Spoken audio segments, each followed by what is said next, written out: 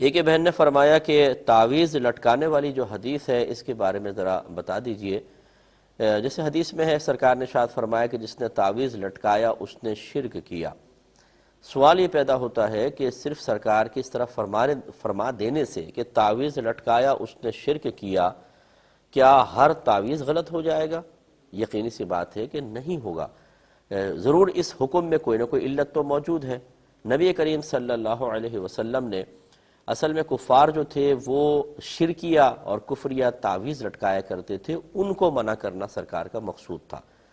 اور یہاں ایک نکتے کی بات اچھی طرح یاد رکھیں کہ جب شراب کی حرمت کا حکم نازل ہوا تو شراب حرام ہوئی تھی، جن برتنوں میں شراب پی جاتی تھی وہ برتنوں کا استعمال تو کوئی حرام نہیں ہوگا، وہ تو برتن ہے، ان میں اگر آپ پانی پیے تو جائز ہونا چاہیے۔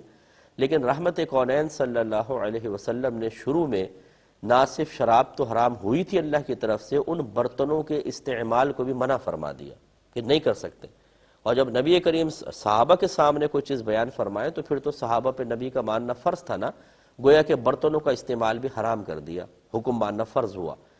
جب کچھ عرصہ گزر گیا، اور یہ کیا اس میں حکمت کیا تھی کہ اگر سرکار اجازت مرحمت فرما دیتے تو جب انسان کسی چیز کا اگر کوئی عادی ہو کوئی شخص اور جس چیز کے ذریعے وہ اس ضرورت کو پورا کر رہا تھا وہ سامنے ہو تو اس کا اس دوسری چیز کی طرف دھیان جانا لازم ہے۔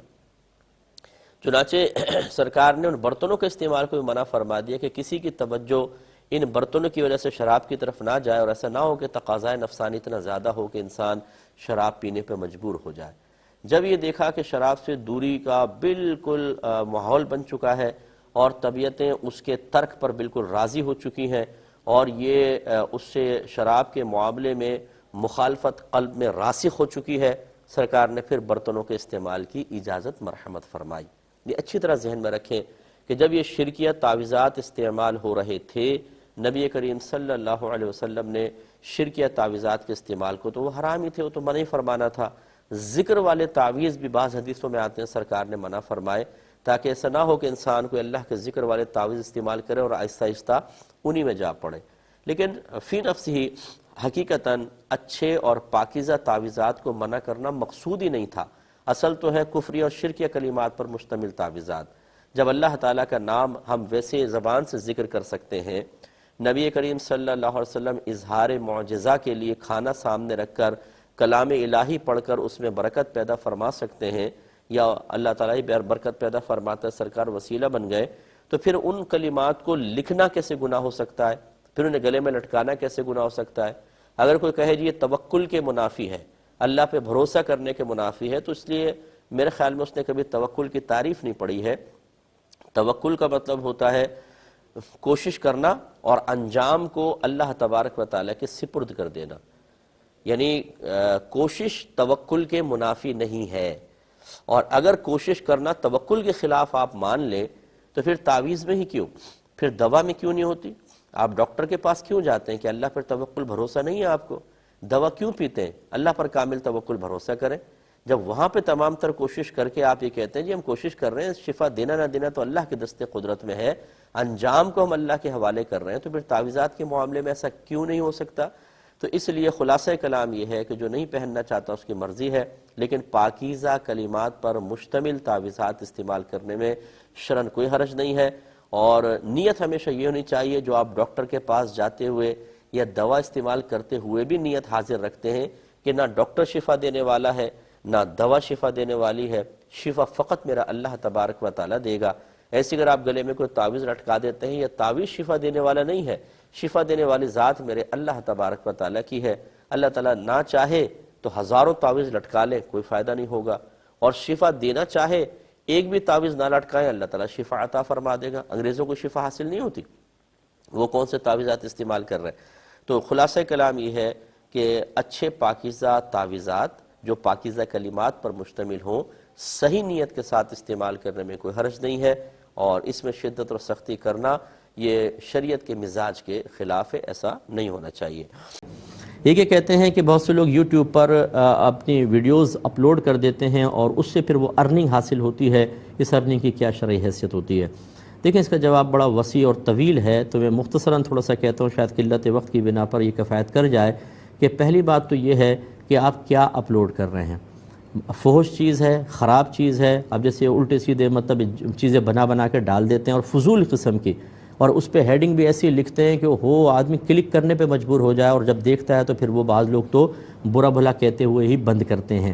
تو یہ ایک تو چیز گندا مواد ڈالنا یہ منع ہے. پھر دوسرا فضولیات ڈالنا کہ لوگ خواہ اتنا ان کا وقت 5 منٹ 7 منٹ برباد کرنا، اور ایک تو نہیں، پھر وہ 4 5 6 ویڈیو دیکھتے ہیں تو پھر آدھا گھنٹہ پونا گھنٹہ 1 گھنٹہ، اگرچہ قصور ان کا بھی ہے لیکن وسیلہ تو آپ بنے. تو اس طرح کی مکروہ چیزوں سے ارننگ حاصل کرنا یہ قطعاً غیر مناسب. پھر اسی طرح اس میں جھوٹ کی آمیزش نہ ہو، اندر ڈالا ہوا ہے کچھ اور اوپر ہیڈنگ اتنی بڑی ڈال دی اور ایسی ایٹریکٹیو کہ آدمی اس کو پڑھے اور کہے کہ یار تھوڑا سا دیکھیں تو صحیح کیا ہے. اور وہ بعض اوقات ایسا بھی ہوگا کہ جو اوپر لکھا ہوگا اس ویڈیو میں کہیں نہیں ہوگا.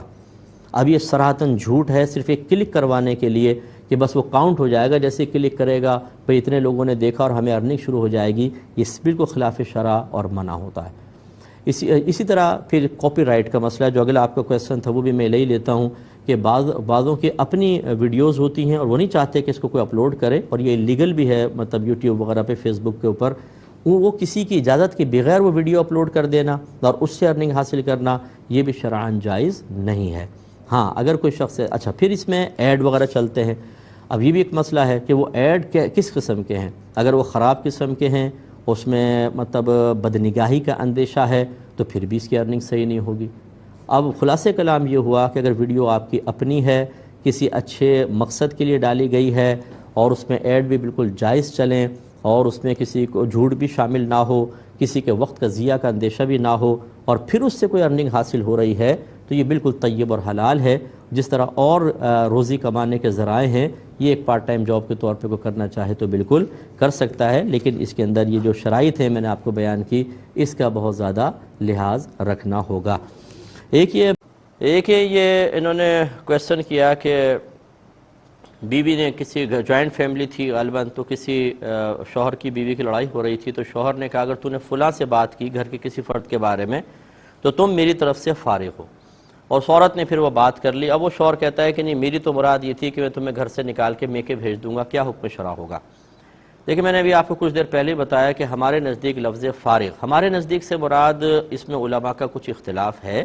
بعض علماء اس کو یہ کہتے ہیں کہ ایک کنایہ لفظ ہے، اس میں نیت طلاق ہونی چاہیے، لیکن ہم اس کو بہرحال صریح سمجھتے ہیں، کیونکہ ہمارے عرف میں اب یہ اتنا لفظ طلاق کے لیے استعمال ہوتا ہے کہ جیسے میں نے کہا کہ اگر کوئی پوچھے بھی تیری بیوی کہاں گئی، وہ کہے اس کو تو میں نے فارغ کر دیا، تو اس سے کسی کا بھی ذہن یہ نہیں جائے گا کہ کام سے فارغ کر دیا، کسی اور چیز سے فارغ کر دیا، فوراً کہیں گے اچھا طلاق دے دیا آپ نے.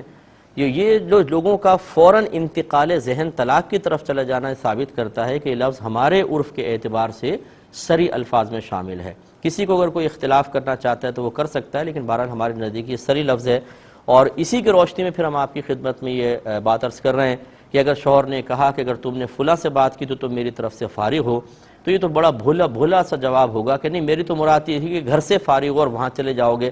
کوئی بھی اس طرح نہیں سوچتا. اگر آپ غور کر لیں تو اس لیے یہاں پہ طلاق ہی مانی جائے گی. ایک طلاق واقع ہوئی، اب اگر اور اس سے طلاق رجعی واقع ہوتی ہے، یعنی صریح لفظ سے. طلاق رجعی کا مطلب یہ ہے کہ اگر پہلے 2 طلاقیں نہ دی ہوں، تو اگر پہلے 2 دے دیں تو پھر تو یہ مل کے 3 ہو گئیں، پھر تو اب حلالہ کے بغیر ممکن نہیں. ہاں اگر پہلے 1 دی تھی اور اب یہ مل کر 2، یا پہلے 1 کوئی بھی نہیں دی تھی تو یہ پہلی بنے گی. تو طلاق رجعی کے اندر یہ ہوتا ہے کہ جیسے طلاق دی عدت شروع ہو گئی.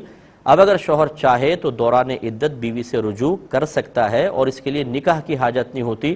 وہ زبان سے کہہ لے کہ میں اپنی بیوی سے رجوع کرتا ہوں، اور بہتر ہے کہ اس پہ 2 گواہ بنا لے، اور یہ جو میاں بیوی کے کوئی بھی معاملات ہیں ان میں سے کوئی معاملہ کر لیں تو یہ رجوع کہلائے گا. لیکن اس رجوع کرنے کے بعد جو طلاق واقع ہو گئی وہ واپس نہیں آ جائے گی، وہ گئی. اب یہ جتنی طلاقیں باقی ہیں ان کا مالک ہے. مثلا اگر پہلے 1 دی تھی تو یہ 1 مل کر 2 ہو گئیں، اب یہ 1 طلاق کا مالک ہے. اور اگر پہلے کچھ بھی نہیں دی تھی تو اس سے 1 طلاق ہوئی، اب یہ مزید 2 طلاقوں کا مالک ہے. یہ ہمیشہ ذہن میں رکھیں، اور کوشش یہ کریں، ابھی پہلے بھی آپ کو مشورہ دیا تھا کہ اس طرح طلاق معلق نہ کیا کریں، کیونکہ یہ مشروط طلاق ہوتی ہے. اس میں جیسی شرط پائی جائے گی فوراً طلاق واقع ہو جائے گی. اور خصوصاً اس طرح کہنا جیسے بعض لوگ کہتے ہیں اگر تو اوپر چڑھی تجھے طلاق، اگر تو نیچے اتری تجھے طلاق، یعنی بار بار بیوی کو دھمکانا، دھوکا اور اس کو ٹارچر کرنا، یہ بہت ہی غلط حرکت ہوتی ہے. کیونکہ ایسی چیز کو آپ اگر کنڈیشن بنا دیں گے کہ جس سے بیوی بیچاری بچ ہی نہیں سکتی ہے، تو بس پھر آپ نے اپنے پاؤں پہ کلہاڑی ماری ہے. اور یہ اچھی طرح یاد رکھیں کہ جب آپ طلاق کو مشروط یا معلق کرتے ہیں تو ان الفاظ کو واپس نہیں لے سکتے. اب جو ہو گیا سو ہو گیا، یہ گولی کی طرح ہے کہ زبان سے نکل گئے تو گولی واپس نہیں آتی ہے. بعض شوہر کہتے ہیں بھی میں نے تمہیں پہلے منع کیا تھا، اب میں تمہیں اجازت دیتا ہوں تم کر لو، میں اپنے الفاظ واپس لیتا ہوں. نہیں مولوی صاحب، آپ اس کے مجاز نہیں رہے ہیں. آپ شریعت کا پہلے معاملہ سیکھیں اور شریعت سیکھیے کہ شریعت آپ کو ان الفاظ کے واپس لینے کی اجازت بھی دیتی ہے کہ نہیں دیتی ہے. یہ بالکل ایسا ہے، میں سمجھانے کے لیے عرض کر رہا ہوں، جیسے نکاح ہو رہا ہو، آپ قاضی صاحب پوچھیں ہاں بھئی آپ نے میری موکلہ فلاں فلاں کا نکاح میں نے آپ کے ساتھ کیا، آپ نے قبول کیا، اور وہ کہے قبول کیا، پھر کہتا ہے کہ نہیں میں اپنے الفاظ واپس لیتا ہوں. اب نہیں ہو سکتا، یہ نکاح ہو گیا. اسی طریقے سے بہت سے الفاظ زبان سے نکال دیں، اب ان کو واپس نہیں لے سکتے، اس لیے ذرا احتیاط کریں. یہ بھائی نے شاید فرمایا کہ تہجد کے لیے کیا سونا ضروری ہے؟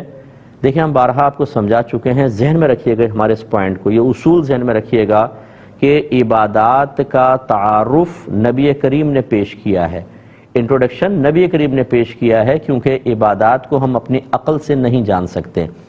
لہٰذا جس طریقے سے نبی کریم صلی اللہ علیہ وسلم سے کسی عبادت کا تصور، اس کا تعارف ہمارے پاس آیا، ہمیں اسی کے مطابق ہی اس کو عبادت ماننا ہوگا اور اسی کے مطابق اس کو کرنا ہوگا. اس پر میں کلام مزید کرتا ہوں لیکن مختصر سے بریک کے بعد.